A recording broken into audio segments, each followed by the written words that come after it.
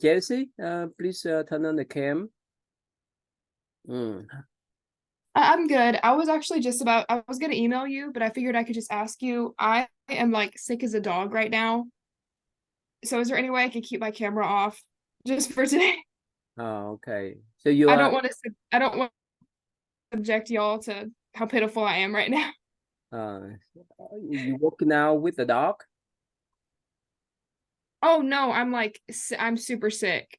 Like That's I it's don't, okay. and I don't want to object y'all to how Yeah, bad I look right now. yeah, it's okay, no problem. Thank you. Thank you. Uh, I'm so sorry. I was gonna email you, but it just slipped my mind until just now. sure, no problem. Okay, that's great. And Brandon, how you been, Brandon? I I've been okay. It's been a hard week. Like teaching these middle schoolers are rough. Some of Yeah. them said the most like disgusting, meanest thing they could ever say to me today, or they said it behind my back. I heard it from my kids. It was I'm not gonna say it. It was really disgusting. Um, but I'm doing okay. Mm, all right. So I forgot. Who like to do the in class final presentation? Is that you, Look? Is that right? I had said I would consider doing it, but I'm still kind of on the fence. I'm more leaning towards the other option though. Oh, okay. Anyone else? Uh, Lexis, you want to do in class presentation, in class final presentation? I can. Okay, good. That's great then. All right, we need only you then. The rest we can go over about what we learned for the last day of the semester. Okay. So Emily, how you been, Emily? I've been all right. Mm-hmm. Okay, that's great then. We almost finished semester, right? This week will be the is that number 10, right? Yeah, week number 10. Yeah, we have 5 more weeks to go. It's pretty quick. All right, let's start then. Wow, we have three of you guys to do number 3. Anyone like to do number 4? Three of you. Anyone like to do number 4? We have number 1, number 2, number 3, but we don't have number 4. All right, that's okay. So how you how is your meditation, Scarlett? It's going really well, actually. I think I'm at a really great spot in my meditations. I'm becoming less distracted by the things around me. And then also, just not only I think that my meditations are better, I think that outside of meditation, it's allowing me to be very mindful. Especially, I've started doing my meditations in the mornings before work and school. So I think it just allows me to think back to that meditation, just being mindful all throughout my day, kind of just having a new perspective on the day, I guess. That's good. Anyone of you try to do walking meditation around the campus? Anyone of you try? How was I I that? have. How was that, Emily? This morning I got to IUS like a lot earlier than I usually do, and it was really nice. So I did walking meditation around campus, and it was very peaceful. It's cool. It's cold now. It's cold in the morning. It was kind of cold. Brandon, you walk around too, right, Brandon? Yeah, my school is really big, so for exercise and for mindfulness, I have been like walking around my school when I have my free period. I try to avoid some spots because there's a ton of kids some places, but like I'll go like outside, on the sidewalk where it's nice, or I'll go around my room because my classroom's pretty big. And I found like it gets me set up for like the next classes. Yeah, Lexit, when you play guitar, that's one of the way how to do meditation too, right? When you really focus your mind on playing those guitar, right? Right. If you are in tune with playing those musical instrument, right? You really enjoy, right? You play since you were little. I used to take lessons with my dad all of the time whenever I was, I think like 11 maybe. And then I kind of got away from it because I had a lot of other stuff that I was doing. But last year around this same time, I picked it up again and have been playing ever since. Wow, that's nice. Yeah, as much you have some sports, something to play, so it can relax your mind, right? Amber, you play any musical instrument or any sport to relax yourself after school or what? I don't do any now, but in middle school, I used to play trumpet in the band. And I also played volleyball and tennis. Mhm. But since I started high school, I kind of fell out of that and I never really picked it up. Mhm. About look, you play any sport, any musical instrument and so forth? No? Look, yeah. You play any? I do not know. Sorry. My brother just walked in. Okay. Yeah. How about Scarlett? You play you play volleyball, is that right? No, I don't play any sports. But kind of like Amber in high school, middle school and high school, I played the trumpet band, but I haven't really picked it up since. Okay. Jesse, you play any sport, musical instrument, Jesse? I played a few. I still do. I have a ukulele. I played guitar for a minute. I'm not very good at it. I play piano. I played clarinet in the band in high school, and I did theater. So I did a lot of like vocal performance. And I've done some of that in college as well. That's wonderful. But it's definitely hard to have hobbies and take 15 credit hours and also work 40 to 50 hours a week. I It can definitely become like hard to handle. But still you may need to have those hobbies, right? Or sports so that you can relax yourself, right? Oh yeah, for sure. Okay, so let's go back to our classes. Go ahead, Amber. You have number 1, please, Amber. Let's see. So question 1 asks, oh, my screen refreshed. Hold on.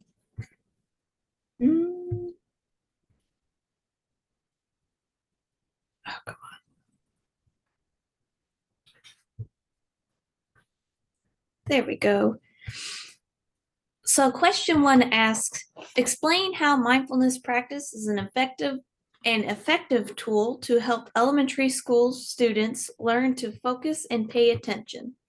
So with elementary school students especially, it's been a recurring issue that it's hard for them to pay attention in class and retain new information that they're learning. And a lot of the times it's due to stress and anxiety, and that kind of it interferes with how they learn. So students who learn how to be fully present in the moment using mindfulness, when they use mindfulness and practice it either through mindful breathing or whichever practice they can use, it can help them increase the quality of their learning performance by being more focused, and they are better able to deal with stressful situations. They can also approach problems from new perspectives instead of only viewing it from their own perspective and being closed-minded. And viewing situations or approaching problems from different and new perspectives can help students integrate new information that they have learned in the classroom or just new information in general with the old information they had already learned, so they can apply the new topics or concepts they learned in class and more effectively implement them to problems they may face in the classroom or if a teacher asks them a question.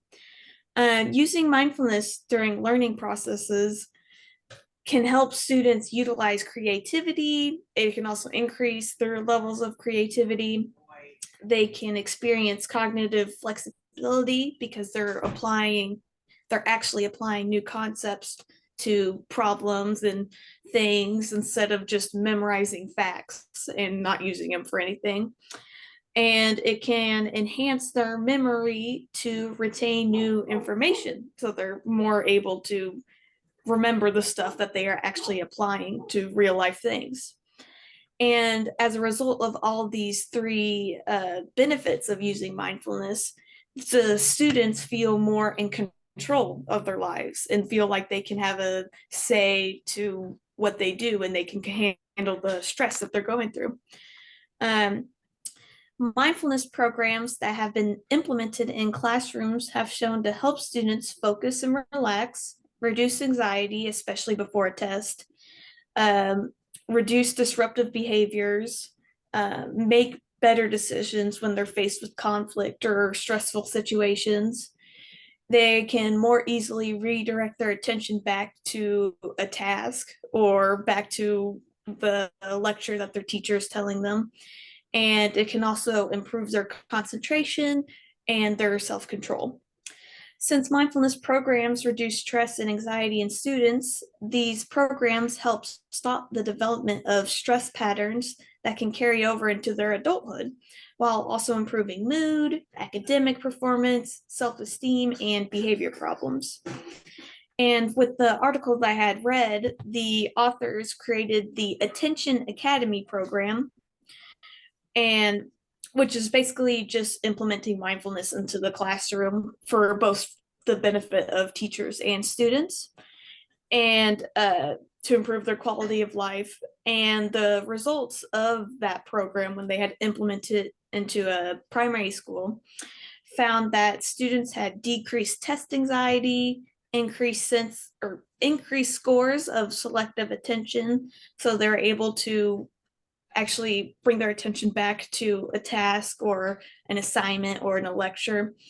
And teachers had reported that there was less problems in the classroom, so less disruptions, less negative behaviors from students, and the teachers were able to better control their classroom and help keep them more calm along with doing the mindfulness practice.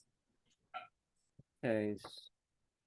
So what do you take away from these articles that relate to meditation that be helpful for the elementary student? I think the thing I took away from this was that how like impactful mindfulness is even for little kids. Like little kids don't fully understand like taking things, like viewing problems from new perspectives. They don't really understand the exact reasoning for it, but despite that, they still can use it and they can still have huge benefits, not for just themselves, but for their teachers, their families. They're better academically. They can communicate with others with more empathy and understanding. And I just think that it's really amazing that how the benefits that adults get from mindfulness, kids can get those benefits too. And they're getting it earlier on, so they can use it throughout their whole life. And I just can't imagine the great things that they can do from learning mindfulness at such an early age. Yeah. Actually, I thought that Brandon, you choose the question because you are the middle school teacher.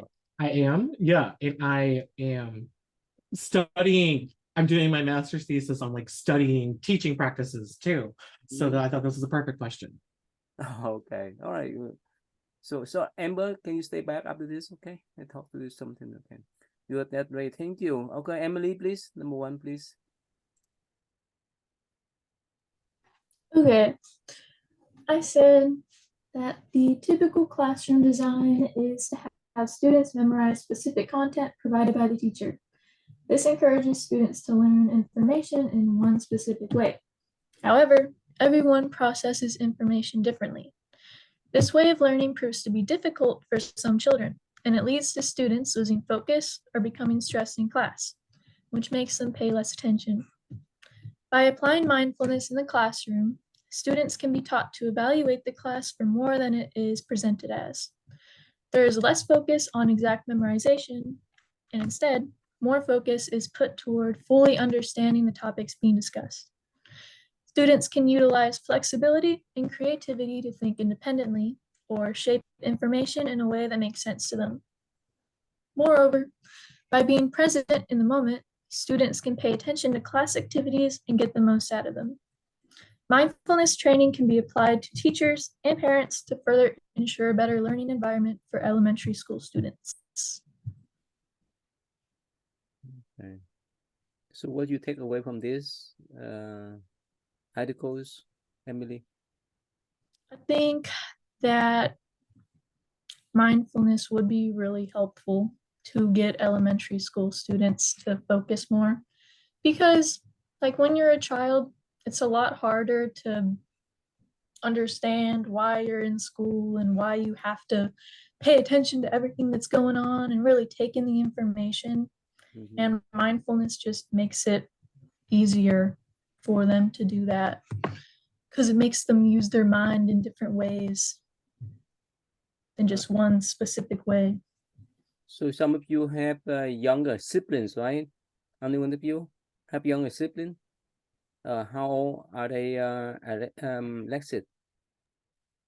He is 15, 16? I think he's 13? 16. 16? Mhm. Oh, okay. He's teenager then. Yeah. So Mhm. Brandon, you have the younger sibling? 6. Oh, They're twins, 6 years old. 6-year-old? Yeah.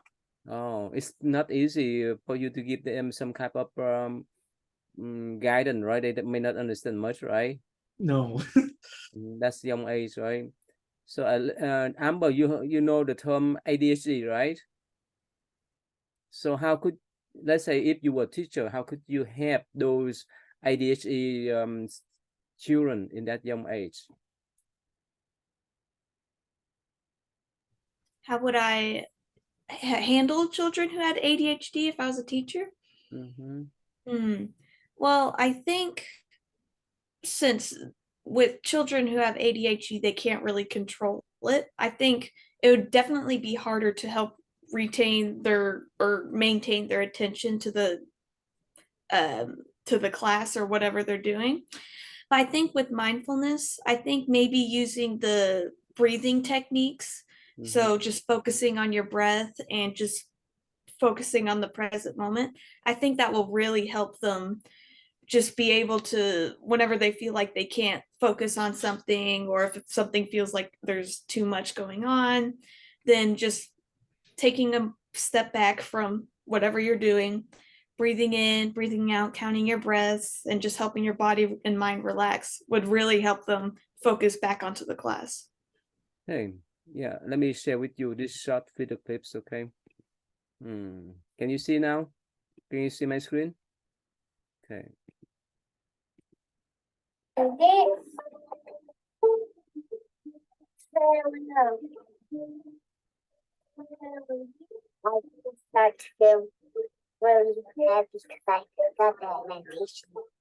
and out.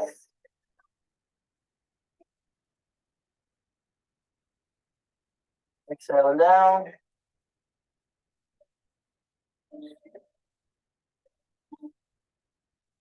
Students having an opportunity to meditate, it deals with them looking inside of themselves, taking that energy that's negative and refocusing it to something that's very positive.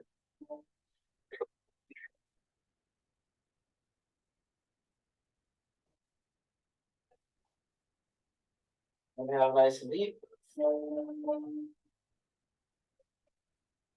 Exhale and actually lift your head up. So rather than get suspended or sent to the principal's office for a referral, they're sent to us where we can help them self-regulate themselves. I knew suspension was not a good thing. Sending the children back home to some of the neighborhoods that they have to travel in, you know, it just didn't sit right to me. And that's how the road came about.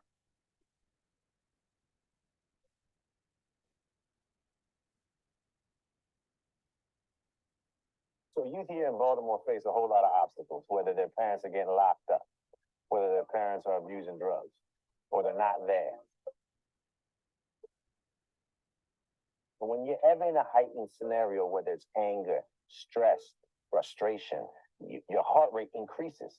And so if you're able to use your breath to slow everything down, you're not as impulsive, you're not as reactionary, and you're able to respond to whatever scenario happens to present itself.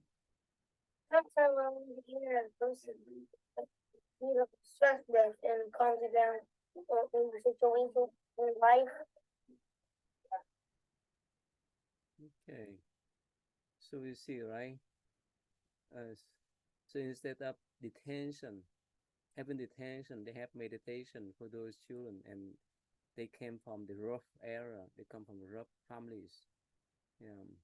So hopefully, right, Brandon, you can apply some sort of meditation to your middle school student. Yeah, and going with the article, from March to August, I taught elementary. I was an elementary music teacher, and a lot of my kids struggled with ADHD, and some of them not being able to, get proper medication or diagnosis. And I think implementing some of these mindfulness techniques would have really helped some of my kids with ADHD just do better and help with their behaviors and from acting out and from getting overstimulated. I think that would help a lot. And also, some of my students who come to my center, if they so hyper, the moment that I ask them to close their eyes for a minute, and they will calm their mind. Of course, ask them to count the breath too. But for those type of young children, just ask them to close the eye and hold your breath. They calm their mind much easy. Instead of taking medicine, instead of having some kind of injection to affect the brain, right? All right. So thank you, Amber and Emily. Yeah, the next one. Go ahead, Brandon. Please. Yeah, let me pull up the question. So number 2, elaborate the positive impact of mindfulness practice on the teacher's well-beings, reducing stress levels, assisting with behavior management strategies, enhancing pedagogical skills, and improving self-esteem. So I really want to do this question because this is something I study and this is something I do, or something I try to do. So I'm in my first full year of teaching, started in March, and it is really stressful.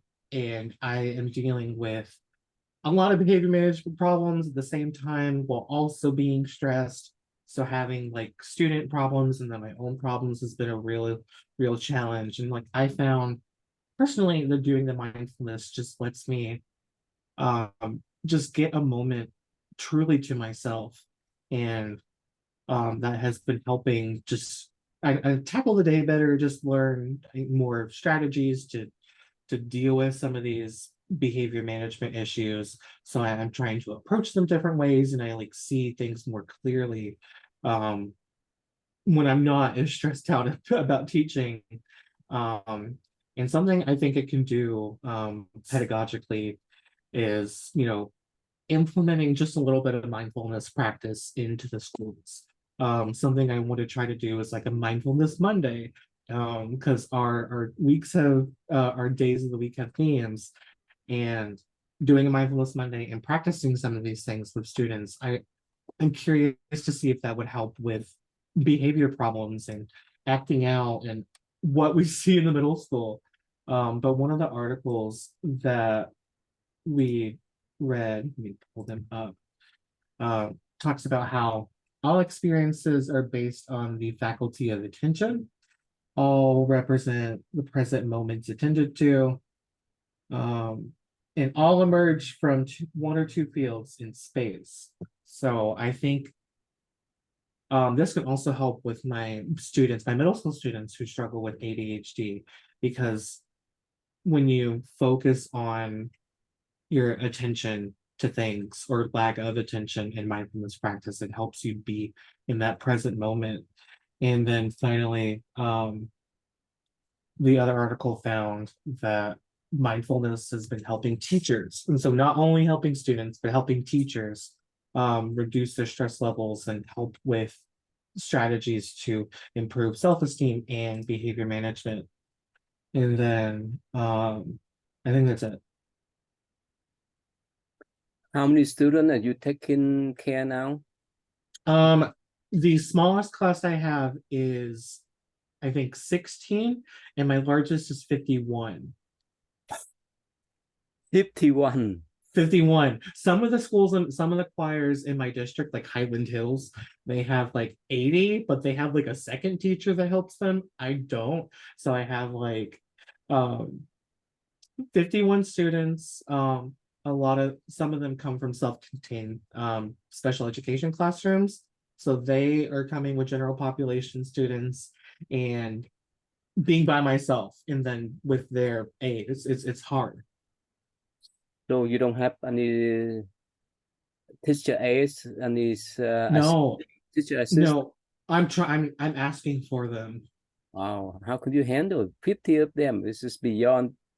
It is hard. It's a challenge every day. Like I am terrified of that class because like I feel like there's so many eyes watching me that I have to perform super well and do my job super well, or I'm gonna get critiqued. But yeah, being able to slow down, be in that present moment, I feel a little more ready to tackle it. Especially among them, you may have only 1, 2, or 3 our student, right? Hyper student, you will mess up everything, right? Wow, it's pretty tough. You still enjoy? It's too much for you? You still enjoy?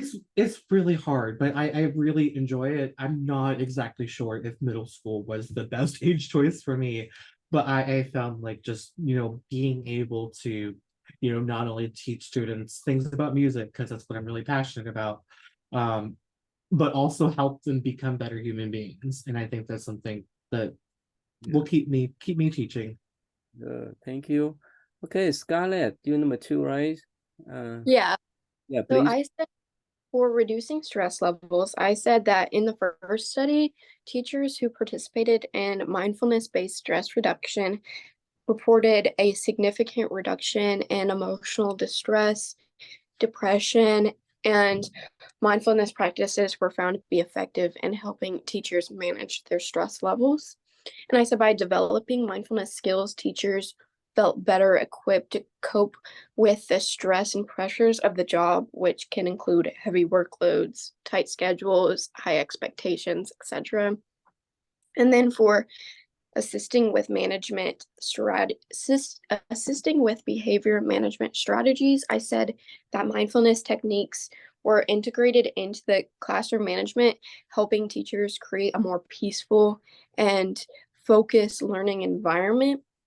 And teachers utilize mindfulness tools to like deep breathing to restore classroom equilibrium, as the article called it, when faced with distraction and disruptive behavior. And then the practice allowed teachers to respond to challenging students with, it said, openness rather than defensiveness, which helped facilitate productive interactions rather than making the situation worse.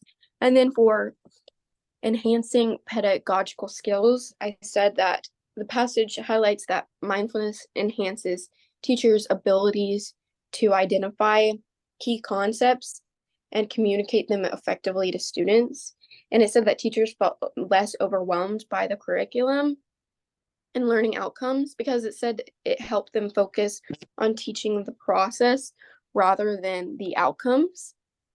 And then for improving self-esteem, it said that teachers in the MBSR program reported improvements in self-esteem as the goal that they wanted to achieve through the program.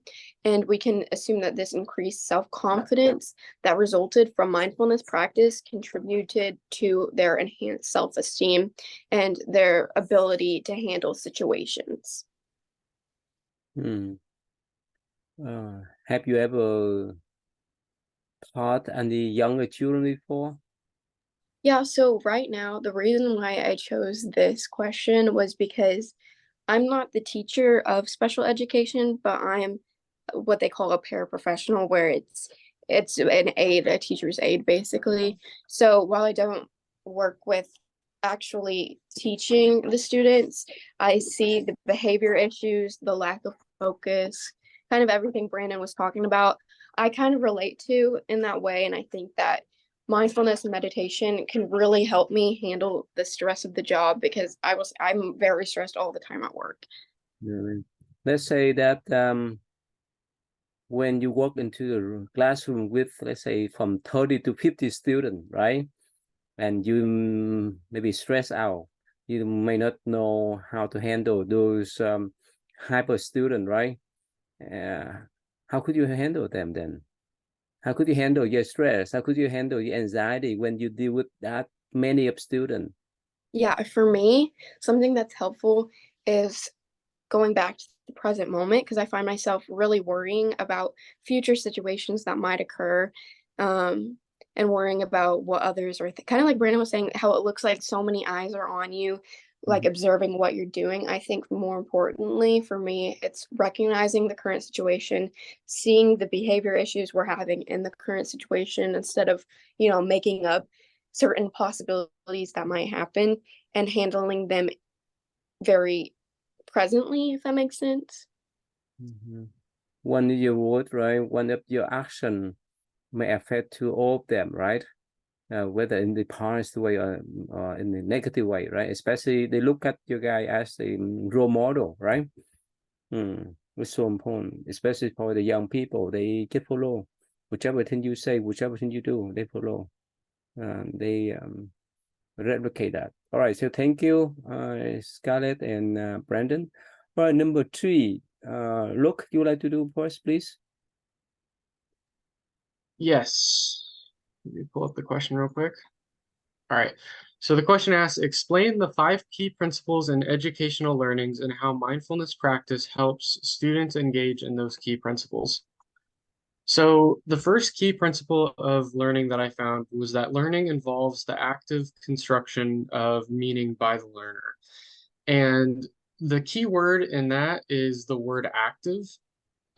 Since people have to be actively engaged in what they're taught in order to make their own kind of interpretation on, the concept and how to memorize that themselves. And what active construction also consists of is using the old information that we already have with the new information that we're taught. And what we do is we evaluate and determine which one do we think better suits us being able to learn this topic better. And from there, we decide to memorize the one that we think is better. And we kind of just forget about the one that we don't like as much. But with mindfulness practice, it helps better direct students' attention to whatever they're working on. And it's especially important because our attention spans have grown so short.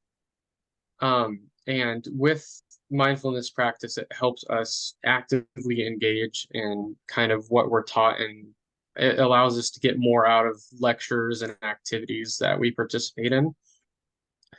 The second key principle says that learning facts and learning how to do something are 2 different processes.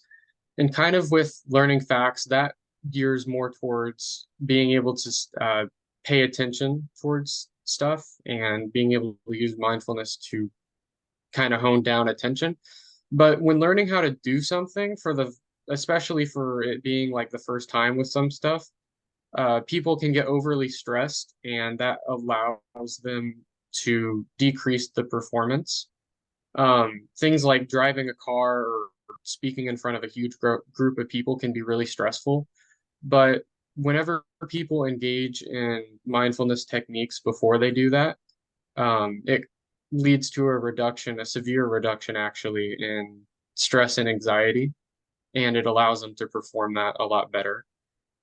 The third principle is that some things that are learned are specific to the domain or context in which they are learned, whereas other things are more readily transferred to other domains, which essentially means that there are some topics that kind of resonate within a specific discipline, whereas others kind of go more across different types of disciplines. And with mindfulness, it allows people to think more critically and creatively with the information that they already have, and it allows them to apply what they've learned across different subjects rather than just the one that it's intended for. And the last two are that individuals are more likely to learn better when they learn with other people, and that mindful learning is facilitated by articulating explanations to themselves, peers, or teachers, which I think kind of goes into the realm of social mindfulness in that it allows, like, mindfulness allows people to learn better when they're engaging with others. And in conversation, it allows people to feel more empathetic and present when speaking with other people, and it promotes active listening skills. And then lastly, with practice, it allows people to become more aware of the emotions that they convey when talking to other people, and it allows us to like alter our speech and tone when talking as others as necessary. So that's what I found about those five. Look, do you mind to type on the chat the 5 key principles of educational learning? Yeah, I can do that. Right, thank you, Luke. Yeah, go ahead. Jesse, are you ready, Jesse? Oh yeah. So in the article, it talked about how students today are at an all-time stress high. And it's, of course, we don't need science to prove this, but it's been proven that academic performance and grades will drop when students are dealing with like emotional distress or depression or anxiety. And students are also reportedly suffering from these mental illnesses, among others, at an astronomical rate compared to previous generations. And whether that's because students are more stressed now than they once were, or we're just now realizing that mental health is important and we're diagnosing people and giving people ways to deal with their issues that isn't just stop being sad, stop being anxious. I'm not sure. But they're reportedly suffering from these mental illnesses a lot more. And of course, because of that, teachers and college professors are pretty desperate to find a way to help their students. And many are turning to mindfulness practices to help their students handle these emotions and also perform better academically. And the 5 key principles that he was just talking about, and that are discussed in the article, author John Michael claims that they must be incorporated into our thinking as we make decisions about teaching physiologically and any educational level, end quote. So he thinks they're pretty important. And I would have to agree. They're pretty broad statements, but I feel like you could definitely narrow them down, like Luke just did. The first one being learning involves the active construction of meaning by the learner, which means that it's kind of like when you're learning math. Math is constantly building upon itself. If you don't understand Algebra 1, excuse me, if you don't understand Algebra 1, you're not going to understand pre-calculus. Or if you don't understand your intro Spanish class, you're not going to understand intermediate. And students are likely to struggle with new material if they don't understand the old material. And I feel like as a student, you could use this to say, hey, if I don't understand this, I need to break it down and make sure I understand it at its core before I try to jump into material that I don't understand. The second one was learning facts and learning to do something are 2 different processes, which I feel like everyone has watched a lecture or done the homework and you're like, oh, I get this, I understand, I don't need to study anymore. But then they have to do it on their own and they aren't able to understand, which this just means that most people learn things hands-on a lot better than they learn things just by watching someone do something. I actually have always known this, and for my stats class last year, my business statistics course, I asked her to make me more practice problems because I knew just if I watched her do it, I would be like, oh, this is so easy, versus actually doing it myself and kind of forcing that muscle memory to occur.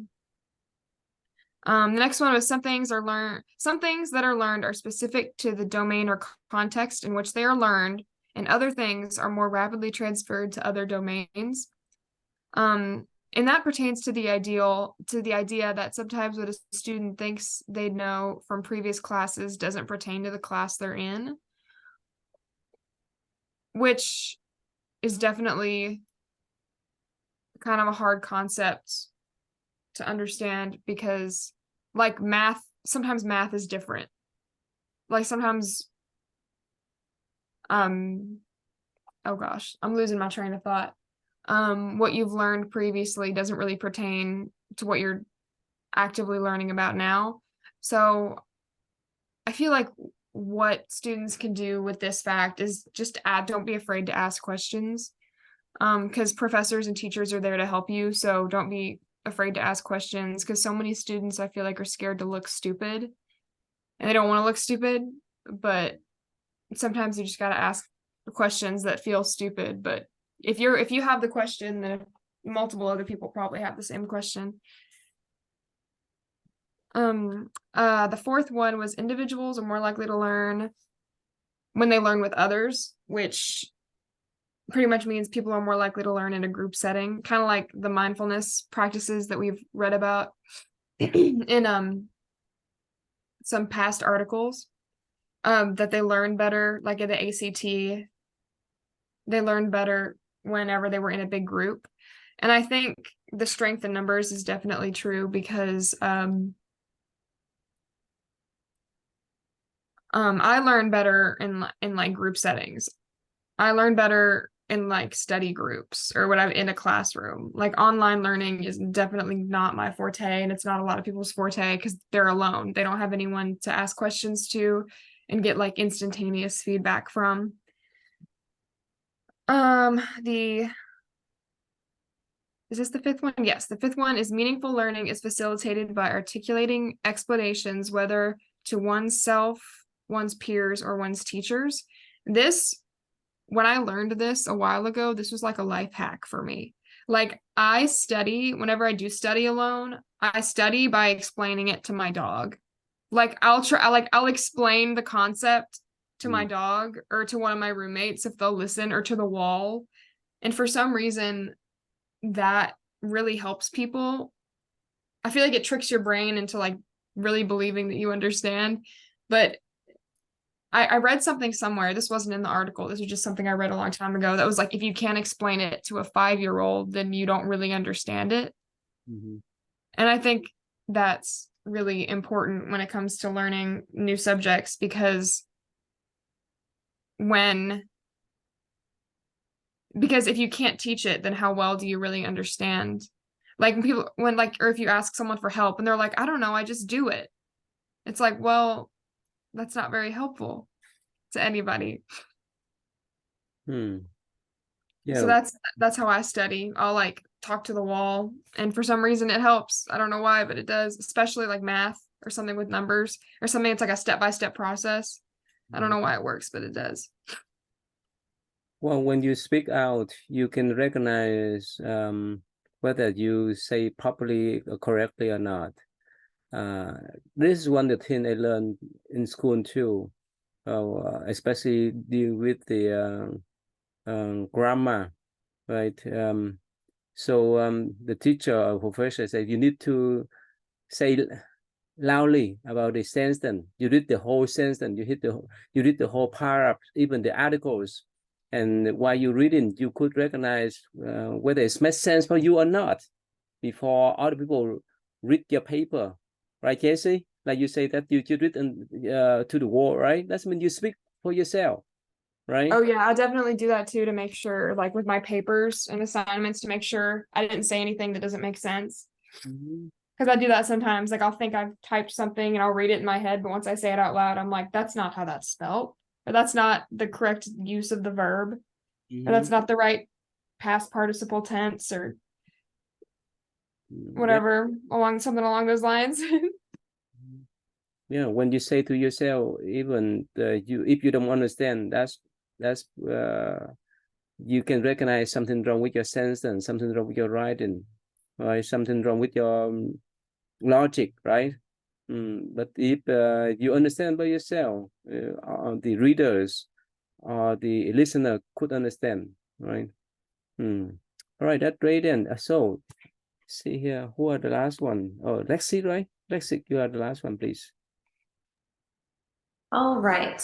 So I focused for this question on how Joel Michael was talking about physiology, and physiology is like applied anatomy and how the body works, instead of just like learning the different, like what the GI system is, you learn like how it works and everything.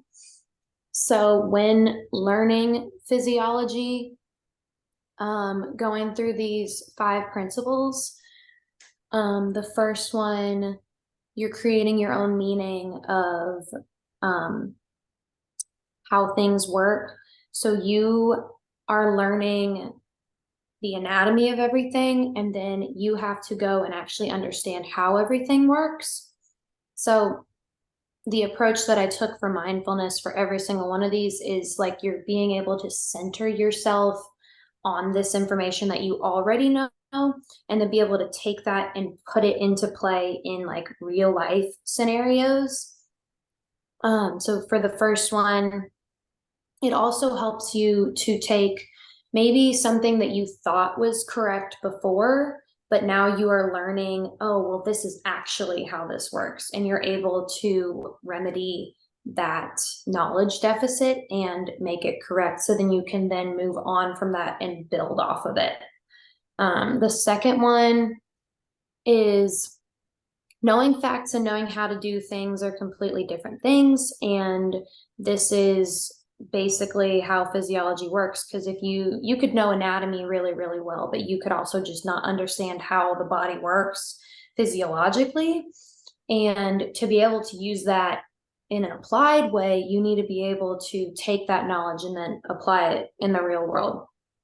The third one is how some things should be learned in the context that they actually were given, and then other things can be used broadly. And that's another thing for applying your information, is that there are some concepts that stick with certain systems, and then there are other facts that just are broad over the entirety of like the body. The fourth one is that learners can learn more whenever they do so in a group. So this is kind of how our nursing classes works, because this is almost applied physiology for us. And we always, before our exams, we get together and we bounce ideas off of each other about how we think that we can use this information that we got and then apply it.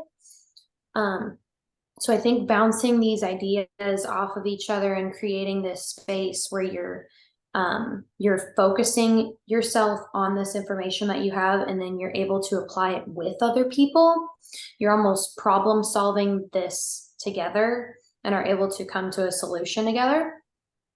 And then the last one is if a learner can explain a topic to someone else, they can understand it better. And I do this all of the time. If like whenever we get together to study, we will explain topics together, and someone will ask a question and then another student will answer the question to them instead of just looking it up or trying to contact a teacher to answer it. We try to figure it out ourselves first so that we can use this applied information for it.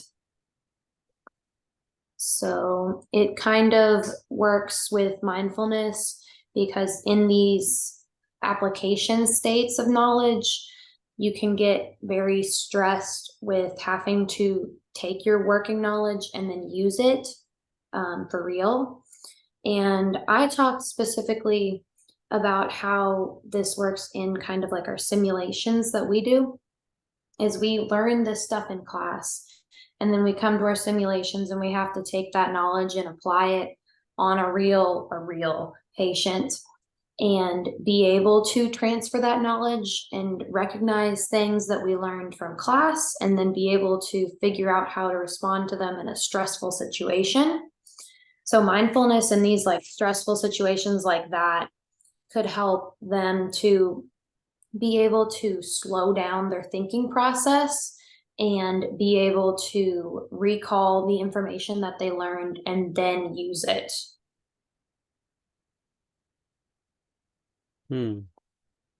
So, according to you, so which principle could be more helpful if you enhance it with mindfulness practice? I think, let me look at these. I feel like the second one could probably help the most, be the most useful with mindfulness, because obviously if you know the facts, but you are struggling to be able to apply them and use it as working knowledge, you are probably having a stressful reaction to like whenever you're trying to apply it. So being able to center yourself and calm your mind and be able to think about it from like an outside perspective instead of being in this stressful situation, then you're able to take yourself and take a step back and think, okay, I know this information and I should know how to apply it. How are we going to connect these two together and be able to actually use it? I have some students, they say that they prefer to study themselves. They don't like to have group learning. So if you encounter this type of friends, how could you encourage them to join with your groups in a mindful way to study together?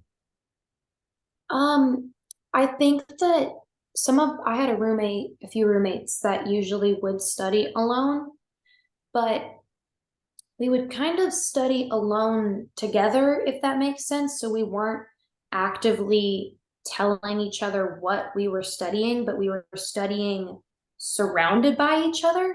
So we were all in the same headspace, and we created kind of like this environment of we're all focused, we're going to study.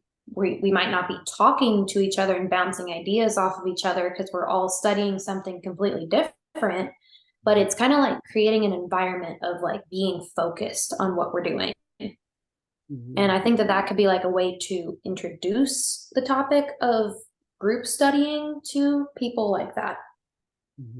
Look, do you have that type of friends, the one that just like to study by themselves, they don't like to have group study? You have that kind of? Yes, I definitely do. So how can you encourage them to join with your groups in a direct or indirect way?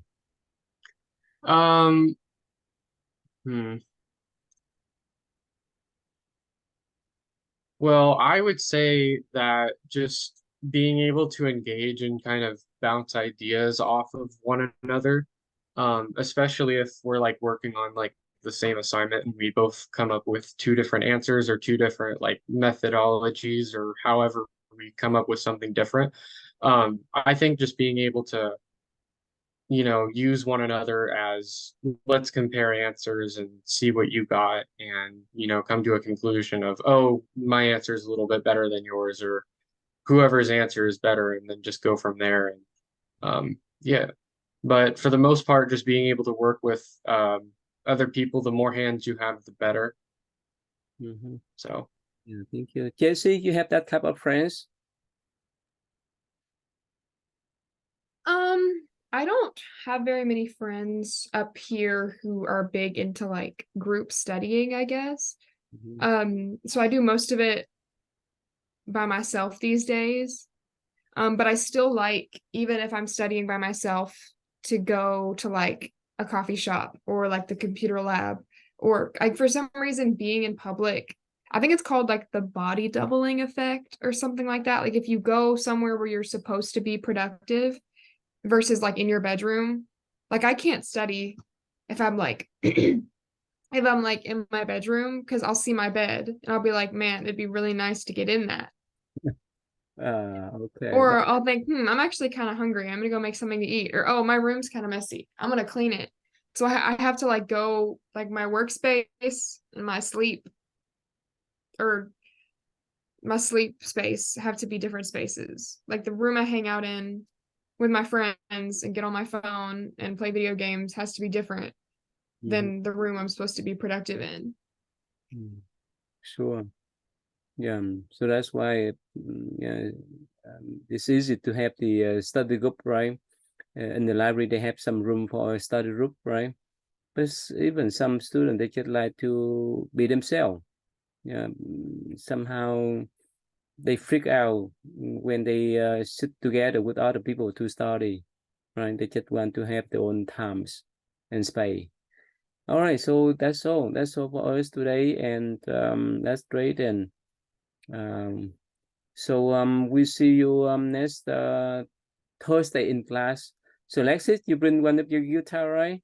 And Jessie, if you don't mind, you can play with her, right, Jessie? Oh gosh, all my instruments are at home. Oh, you don't carry with Sadly, they're all like at my parents' house. Okay, no problem then. All right, so thank you. So keep up for your writing, and any question, you let me know. Okay. All right. So see you next Thursday in class, right? All right. Okay. So thank you. So see you then.